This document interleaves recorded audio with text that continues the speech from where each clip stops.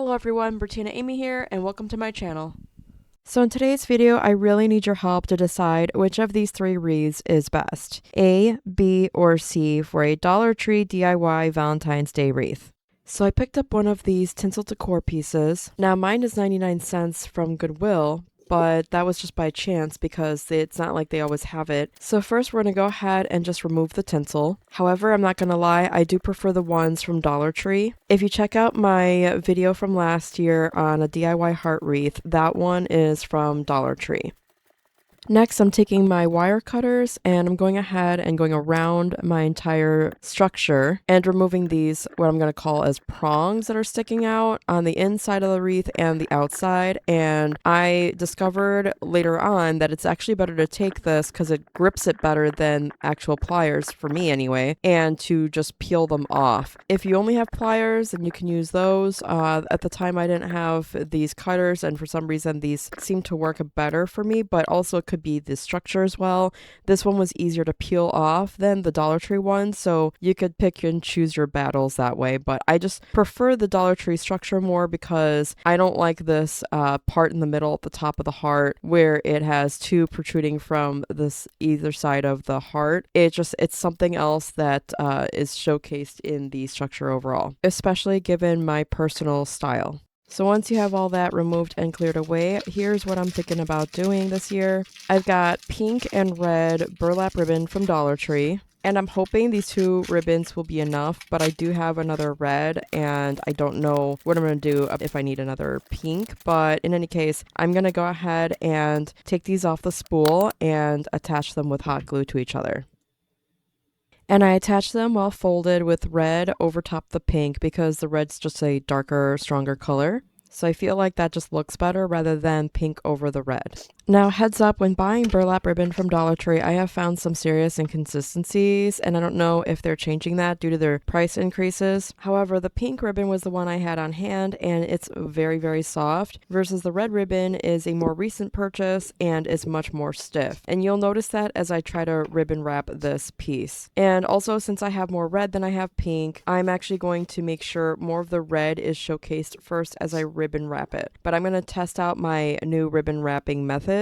And as you see, I'm starting on the left side and I'm making sure that the folded edge is always facing me. Then I'm making sure that the ribbon goes under the bar on the left and around and over, and then the right side is going over the bar on the right, around and under. And then once we pull the ribbons through, they cross over with the right side over the left side, and then repeat that pattern. Okay, so one more time, but at 4 times speed. We're going under the bar on the left, over and around, and then we're going over the bar on the right, around and under, and then crossing over in the middle with the ribbon on the right, over the ribbon on the left, and then repeat the same pattern. Now here at 8 times the speed, I'm actually going to go ahead and repeat this pattern till the end of the left side, while making sure to go ahead and cover up as much of the bars as I possibly can. And it's not going to be perfect, but it's going to be pretty good. And I think that's enough. So here at the end, I want to make sure that the end ribbons are going to be trimmed enough where I can add some hot glue and then just fold it over the bar and then onto the back of the wreath form,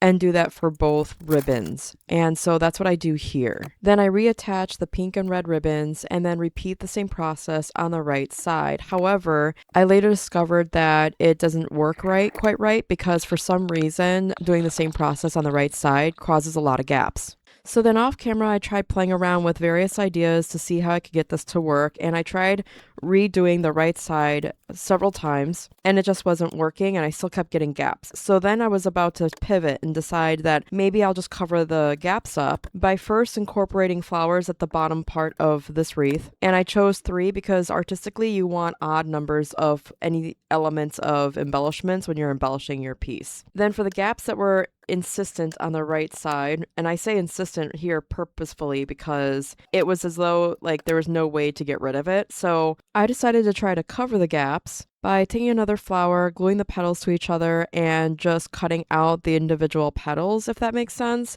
and then using them to basically seem like I did this on purpose and then glue them within the gaps. But I wasn't totally sold on it.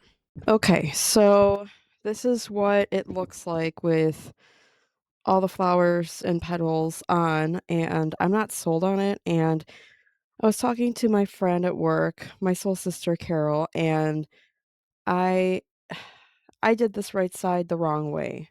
What I should have done is made sure that the method I used on this side, I do the exact opposite. So over here, I was going right over left, where on the left bar, I went under and around, and on the right bar, I went over and around, and I need to do the opposite here.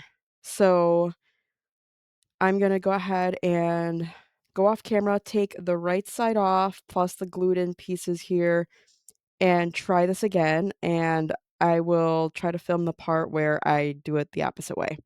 Okay, so here I'm putting the ribbon over top the right side this time, and I'm actually going ahead and taking the ribbon and making sure it goes under the bar on the right and over the bar on the left. Then crossing over with left over right and repeating that pattern until I get to the end of the right side. And here I'm being mindful to try to prevent as much of the gaps as I possibly can, but it's not perfect, but it is better than doing it the exact same way as I did on the left. So once that side is done, I go ahead and hot glue the end pieces to the back of the wreath, just like I did on the right side, but I did that part off camera. And you can see that towards the end of the right side that I ran out of the pink, unfortunately. So if you're going to do 2 different shades of color, you're going to want 2 of each color.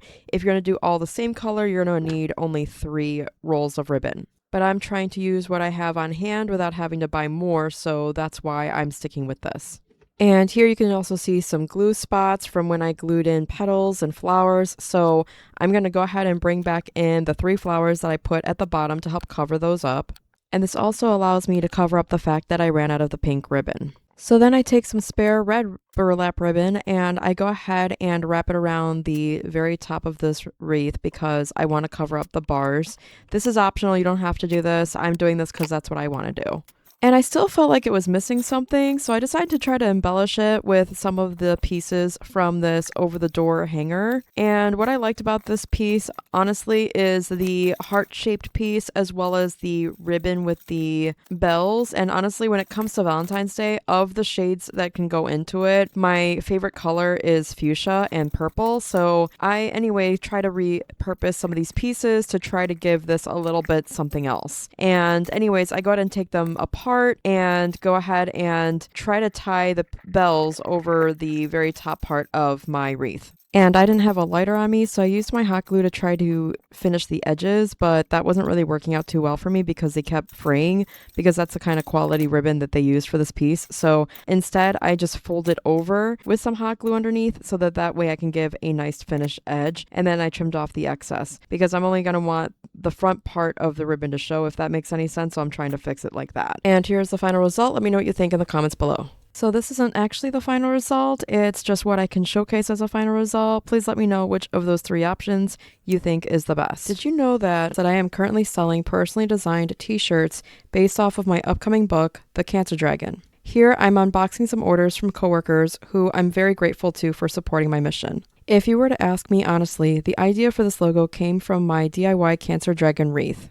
My husband bought me a shirt once that said, "I kicked cancer's ass," but because of where I work, HR would have had a hissy fit over that, so I decided to design my own. To me, there's something to be proud of in becoming a Cancer Dragon Slayer, and I really hope my journey inspires you. I never planned on designing shirts for this, but as I kept creating and finding ways to express my life story, it just happened. I thought to myself, who else might love a shirt like this? On the back, the sayings are made for slayers, warriors, supporters, and even for honoring lost warriors. These shirts were created with all of you in mind, and I was so happy with the design that I wanted to make it available for anyone who feels connected to this journey. Okay, so here's the cover so far for my upcoming book. The basic gist of it is, I became diagnosed with stage 3 cancer, got pregnant during fertility treatments, refused to abort, despite my doctor's warnings that I'd die at birthing my child. For book updates or to support me, scan the code or click the link below. If you enjoyed this video, please smash that like button and subscribe. And until next time, we'll see you in the next one. Thanks for watching. Bye.